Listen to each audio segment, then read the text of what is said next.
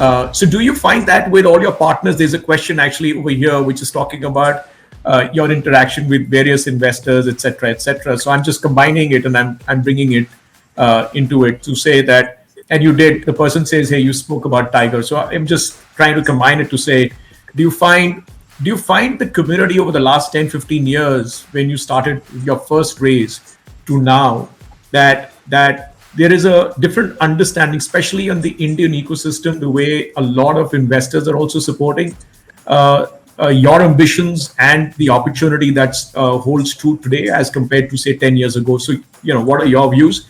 And then if we can have a subpart B to it to say, while the guys are getting into this phase as early phase may not necessarily attract a SoftBank, I'm sorry, but what are there any lessons for them in terms of how they should go about building their businesses to reach a level where larger funds will get excited and start following them? Sure, because you asked a couple of questions. I think I would say that as founders, we do respect professionals. I'm sure, but I just thought I have to bat.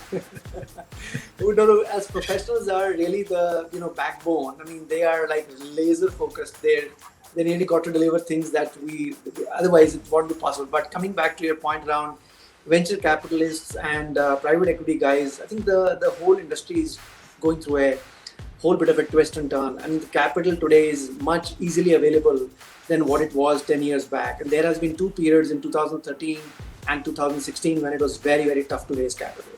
And I've gone through both the phases. Sometimes, when it's a control C, control V kind of a scenario, it becomes easy to raise capital. Today, now, there is enough amount of capital that comes from even angels, comes from, friends and family as a community.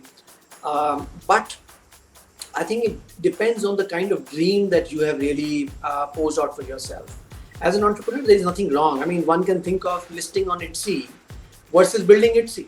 I mean, you can be that extreme. I mean, as an entrepreneur, and you can be happy on either of the extreme. I mean, if you list, any entrepreneur. I mean, this is the extreme of entrepreneurship in that sense of being happy. And listing on Etsy doesn't take much for that, but there is a task. I mean, there is a task to get listed on Etsy, and building Etsy is like a whole new gamut. So it depends on the goalpost that you, or the dream that you really want to take on. And based on that, you have to define, what level of homework you want to do. So you will have to do that kind of homework, because if you have a dream of building it, I'm just taking as just a generic example, then you have to worry about TAM, you have to worry about, all kinds of things which go along in terms of building unit economics, paths to profitability. All these things will pay, and you can go wrong. I'm not saying you can't go wrong. You will go wrong. Take my word. Most often than not, you will go wrong because some of the other assumptions, because there are always parallel competitive forces as well that are working against you as well. And the bigger the dream is, bigger and the more intense the competition is as well. It's very hard competition, because some of the competition do not even have to get money. You and I tell you, I mean, as a founder, and most of the other founders, I will speak for them, we have to also work to get money. I mean, today, companies like, large companies like Flipkart or Amazon doesn't have to really bother about money, right? It comes, it is given. It'll always come, it'll always be there for them. They don't have to, they just have to knock. Knocking is also bad. They just want to deploy more capital actually. It's the reverse case. So we actually have a more harder task. So you have to calibrate your stomach that you can take to the dream that you really want to aspire for. This balancing that you have to do, and then you will meet in between a lot of venture capitalists. Sometimes it's a luck, because the timing is an external point where you don't have a choice. But, luck will favor those who have delivered or who are working hard. So it doesn't really matter in my view. You might be late by 3 months, 6 months, 9 months, but that's okay. I know timing is important because you're running out of cash. Today you have venture capital. Today you have a lot of other loans that are available. So the landscape has changed.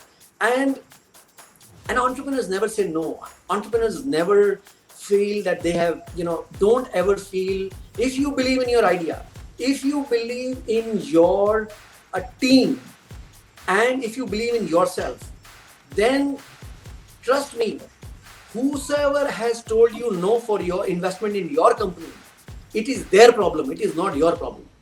It is their hard luck. It is not your hard luck.